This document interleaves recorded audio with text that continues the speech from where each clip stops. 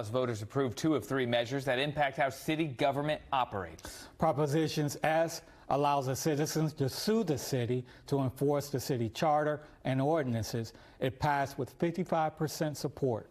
Prop T tied pay for the city manager to a survey of residents that failed.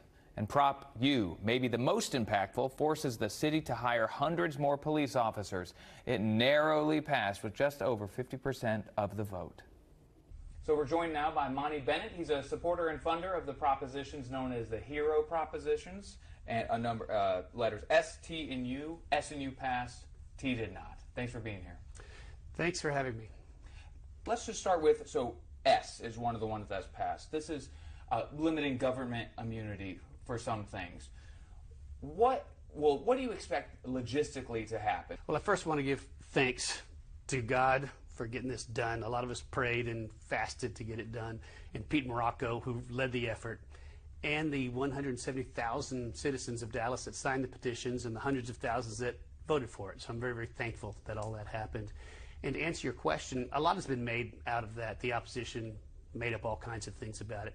All it says is that the city has to follow the law. That's it. And if they're not following the law, then a citizen can sue them and force them to follow the law. They don't get any monetary damages. It doesn't affect anybody individually. It's interesting because if you or I break a law, we have to go to jail or we pay a fine. But if the city breaks the law, well, they're sorry, and they just do it anyway. And when you say the law, you mean the city charter? The city charter, city ordinances, and state law. So they would go to a judge who then would give them a injunction or a demand from the court to say you have to do X, Y, Z. That's right. Gotcha. That's all it does.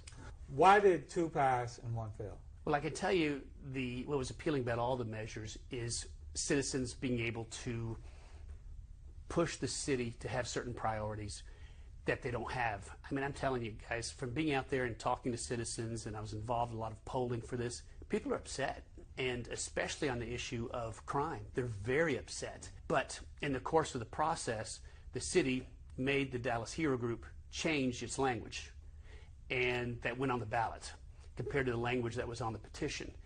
And the language for the one that didn't pass became so convoluted and complicated that when that was repolled, it passed again, but much lower margins. But that was then before the messaging that came out. And that was the city manager.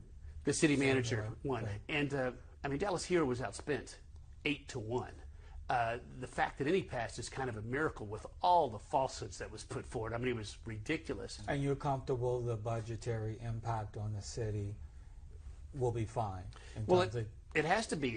It just takes a portion of incremental revenues, right? And despite all the scare stories that were put out, it's just half of the increase in revenues towards the priorities that the city council says are their priorities. 900 new police officers, correct? That's right. That's a lot of people.